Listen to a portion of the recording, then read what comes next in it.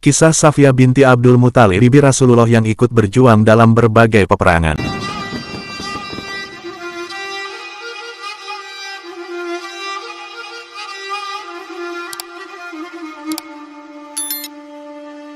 Safiyah binti Abdul Muthalib adalah bibi Rasulullah yang terkenal akan keberaniannya. Keberanian Safiyah terbukti dari terlibatnya beliau dalam beberapa peperangan, antara lain Perang Uhud, Khandak, dan Khaybar. Merangkum buku 100 Muslim paling berpengaruh dan terhebat sepanjang sejarah oleh Teguh Pramono, dijelaskan bahwa Safiyah memiliki nama lengkap Safiyah binti Abdul Muthalib bin Hashim bin Abdi Manaf bin Qusay bin Kilab. Ia adalah bibi Rasulullah, saudara perempuan dari singa Allah Hamzah bin Abdul Muthalib. Safiyah juga seorang ibu dari sahabat Rasulullah Zubair bin Awam. Safiyah lahir pada tahun 569 Masehi di kota Makkah. Safiyah lahir dan tumbuh di rumah Abdul Muthalib, pemuka Quraisy dan orang yang saat itu memiliki kedudukan tinggi, terpandang, serta mulia. Keluarga Abdul Muthalib adalah orang yang dipercaya untuk mengurus orang-orang yang hendak melakukan haji. Ia juga termasuk asabiqunal awalun, yakni orang-orang yang masuk Islam paling awal. Berikut ini beberapa kisah keterlibatan Safiyah binti Abdul Muthalib dalam perang membela Islam. Dalam Perang Uhud, Safiyah menjadi pelopor bagi para wanita yang ikut keluar membantu para mujahidin, mengobarkan semangat mereka untuk bertempur. Selain ikut bertempur, ia juga bertugas mengobati mujahidin. Safiyah tetap berdiri dengan berani. Di tangannya tergenggam tongkat yang ia pukulkan ke wajah orang-orang yang mundur dari peperangan seraya berkata, "Apakah kalian hendak meninggalkan Rasulullah?" Kalimat ini dilontarkan saat pasukan pemanah melanggar perintah Rasulullah sebagai panglima, maka banyak pasukan yang berpencar. Saat Perang Khandak, pasukan Yahudi mencoba menyerang sebuah benteng di mana terdapat para wanita muslimah dan anak-anak di dalamnya. Di sana, ada juga Hasan bin Sabit. Tatkala ada orang Yahudi mengelilingi benteng, sedangkan kaum muslimin sedang menghadapi musuh, maka berdirilah Safiyah. Ia berkata kepada Hasan, "Sesungguhnya laki-laki Yahudi ini menjadikan kita tidak aman. Karena mereka akan mengetahui kekurangan kita, maka berdirilah dan bunuhlah ia." Kemudian, Hasan berkata, "Semoga Allah mengampuni kamu. Sungguh, kamu mengetahui bahwa seperti itu bukanlah keahlian saya." Mendengar jawaban Hasan, Safiyah langsung bangkit, dan dengan penuh semangat ia mengambil tongkat kemudian turun dari benteng. Ia menunggu kesempatan lengahnya orang Yahudi tersebut, lalu dipukulnya tepat pada ubun-ubun secara bertubi-tubi hingga orang tersebut terbunuh. Kemudian, ia berkata kepada Hasan, "Turunlah dan lucuti ia. Sebab, tiada yang menghalangi diriku untuk melucutinya melainkan karena ia seorang laki-laki." Saat Perang Khaybar, Safiyah keluar bersama kaum muslimah untuk memompa semangat pasukan kaum muslimin. Mereka membuat perkemahan di medan jihad untuk mengobati pasukan yang terluka karena perang. Rasulullah merasa senang dengan peran para mujahadah, sebab bagi pasukan yang terluka langsung mendapatkan penanganan medis dari mereka. Saat Hamzah bin Abdul Muthalib syahid dalam Perang Uhud, Safiyah mengetahui kesyahidan saudaranya itu. Beliau amat bersedih dan terpukul. Tetapi, beliau menyadari bahwa saudaranya gugur dalam membela agama Allah. Waktu itu Hamzah bin Abdul Muthalib dibunuh dengan sadis oleh tombak milik seorang budak bernama Wahsy. Dadanya dibelah dan jantungnya dimakan oleh Hindun binti Utbah. Maka Safiyah memberikan teladan yang agung bagi kita dalam hal kesabaran, ketabahan, dan ketegaran. Safiyah bercerita, "Pada hari terbunuhnya Hamzah, Zubair menemuiku dan berkata, 'Wahai ibunda, sesungguhnya Rasulullah menyuruh agar ibunda kembali.' Aku menjawab, 'Mengapa?' 'Sungguh telah sampai kepadaku tentang dicincangnya saudaraku, namun ia syahid karena Allah. Aku sangat ridho dengan apa yang telah terjadi. Sungguh, aku akan bersabar dan tabah, insya Allah.' Setelah Zubair memberitahukan kepada Rasulullah tentang komentarku, beliau bersabda, 'Berilah jalan baginya.' Maka, aku menemui Hamzah. Tatkala aku melihat tubuhnya yang kaku, aku berkata, 'Inna lillahi wa inna ilaihi rajiun,' kemudian memohonkan ampun baginya. Setelah itu, Rasulullah memerintahkan untuk menguburkannya. Safiyah hidup sepeninggal Rasulullah dengan penuh kewibawaan dan dimuliakan. Semua orang mengetahui keutamaan dan kedudukannya. Safiyah wafat pada zaman Khalifah Umar bin Khattab dalam usia 70